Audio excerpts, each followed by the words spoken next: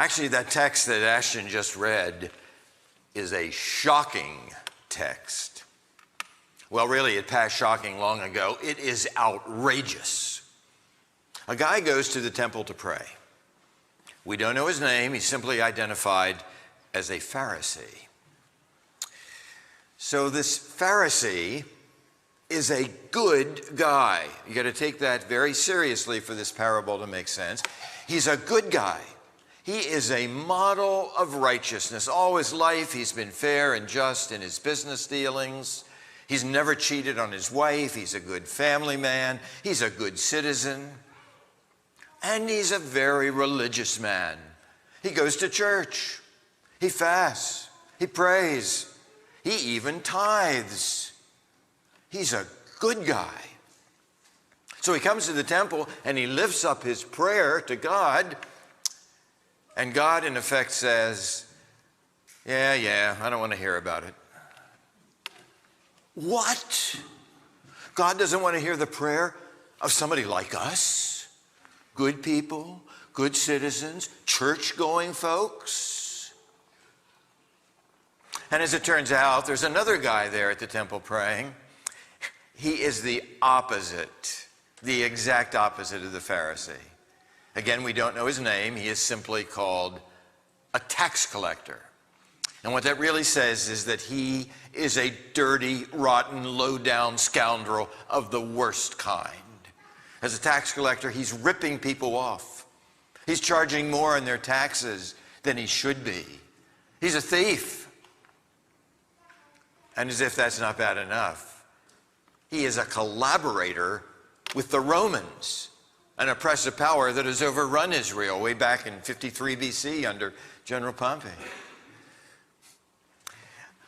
I suspect that when you pay your taxes, there may be a little bit of grumbling involved, okay?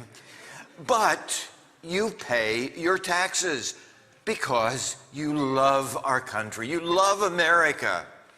So you pay your taxes. If you're as old as I am, you may remember Arthur Godfrey. Arthur Godfrey said, I am proud to be an American. I am proud to pay my taxes.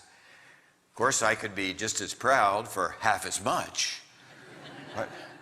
But we pay our taxes. But what if we were to be overrun by a foreign power, say the Russians or somebody? How would you like to be paying taxes to Putin?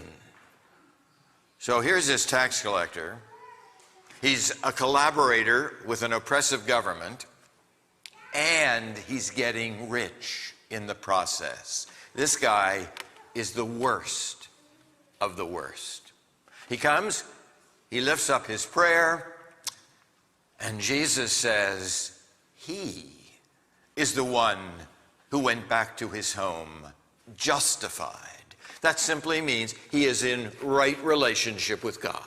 All's well. He's been forgiven. It's a nice, happy ending. It's an outrageous story. You know, and when Ashton read the story, we all said, thanks be to God. Thanks for this. Actually, we can give thanks to God for this story, however outrageous. It has so much to teach us. Let's take a closer look. I think we have to look very closely at the opening verse. Here's what it says. Jesus told this parable to some who trusted in themselves that they were righteous and regarded others with contempt. Regarded others with contempt. The Pharisee's self-righteous. He is self-centered.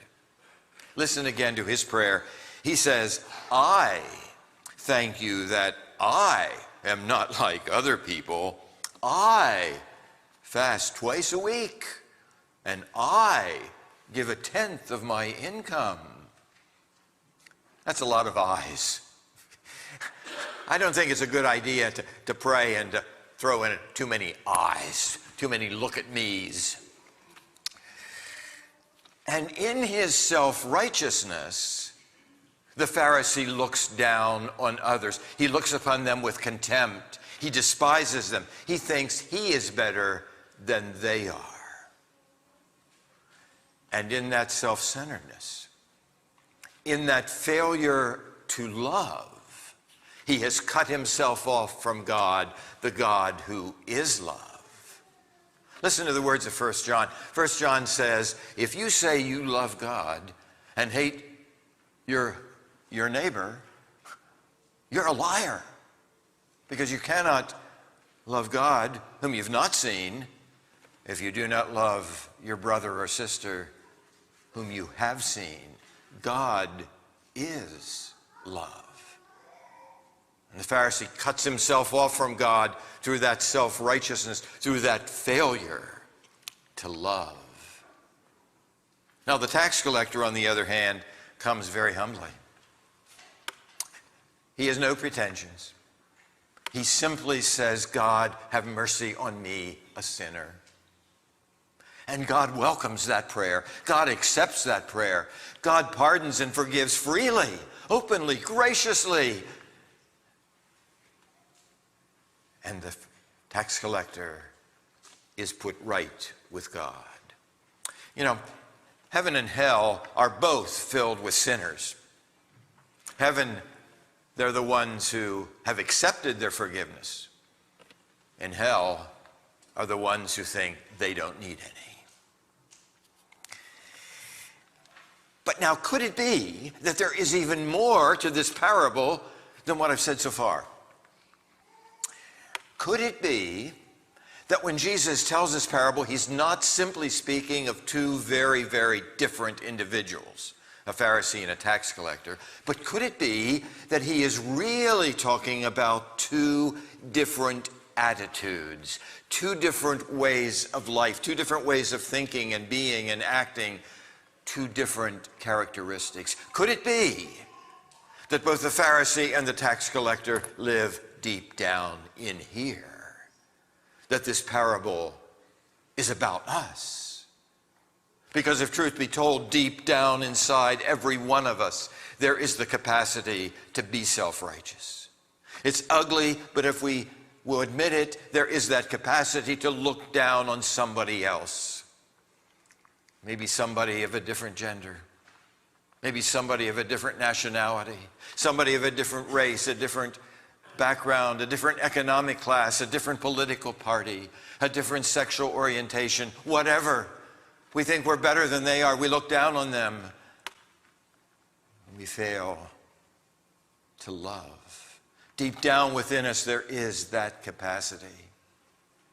But thank God, deep down within every one of us, there is the capacity to be open, to be loving, to be welcoming, to be receptive, to be gracious, to be kind, and to be good. Could it be the parable is about us, and that deep down inside there are good guys and bad guys all mixed up, and we constantly must seek the good? This morning we're privileged to receive communion, and as you come to communion this morning, put out of your mind all the reasons that you think God should be honored to have you at his table. Put out of your mind all the accomplishments and achievements that you've ever made, and there have been lots of them. Put that out of your mind if that makes you think you're better than somebody else. Put out of your mind any thought that your race is better, that your gender is better, that your nationality is better, that your political party is better, that your sexual orientation is better, that anything is better. Put it out of your mind and simply come to the table of the Lord with an open heart to receive the grace and the goodness and the pardon of God that is freely given to all.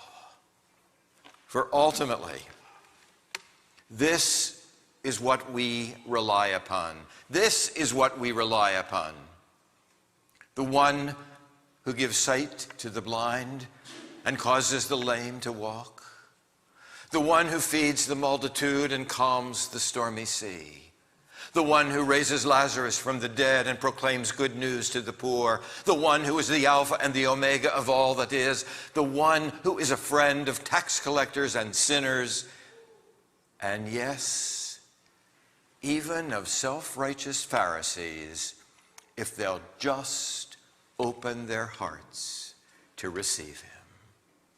That's what we rely upon. It is all by grace. It is all by grace. So be it.